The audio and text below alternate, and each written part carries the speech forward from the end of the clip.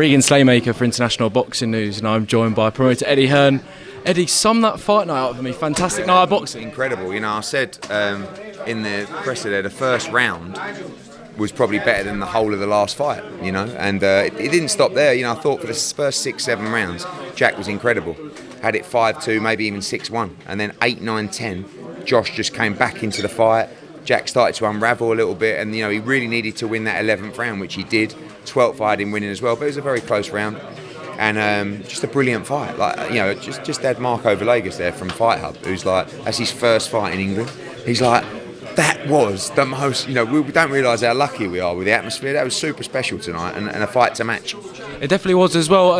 Annoying. I had it very, very close. Yeah. The scorecards not so. Bit frustrating when that happened to the fight like that. I had it 7-5 to Jack, maybe 8-4, but I'm trying to, you know, believe it or not, I'm trying to actually score it a little bit, you know, not biased to Josh Taylor, but thinking in a worst case scenario. And you know, after 10 rounds, I had it very close, and 11 and 12 I gave to Jack, particularly 11 to win by 2 rounds probably, but it was close. And I think sometimes the scorecards can slightly spoil it because everyone's talking about that, and obviously Bob had his say as well, but I think everybody agrees the right man won.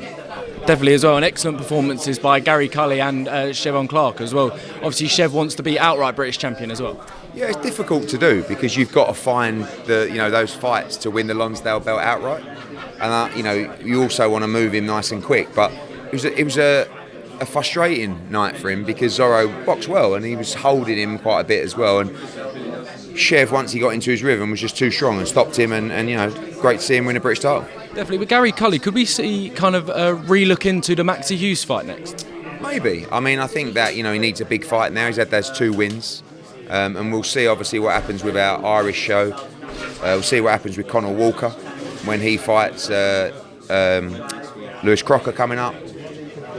If we do Paddy Donovan and Lewis Crocker, Gary Cully could feature on that card, could be a big Irish show, but we'll see what happens. Definitely looking forward to that one as well. I do want to touch on the vacant WBC Flyweight title as well. I noticed that Sonny Edwards is WBC ranked number 4, Galal's number 5. Do you think we could see that down the line for the title? Possibly. You know, we've written to the WBC to see what their plans are with the WBC title. Obviously, Sonny Edwards has a big fight coming up on June 29. We are actively looking at Sonny Edwards against Galal Yafai. If it was for a world title, that would be incredible, but we'll see what happens. Definitely, I have to talk about July the 6th, Johnny Fisher, Alen Babic. I mean, that fight is exciting me. I mean, talk to me about that one. Yeah, it's really captured the imagination, you know, of everyone. And, you know, already Johnny Fisher's, I think, sold 4,000 tickets or something like that. Like, it's unbelievable. And he's selling them all pretty much from his front room. So, going to be a massive night, massive crowd, and a proper fight. You know, a big step up for him. And we know how tough Alen Babic is.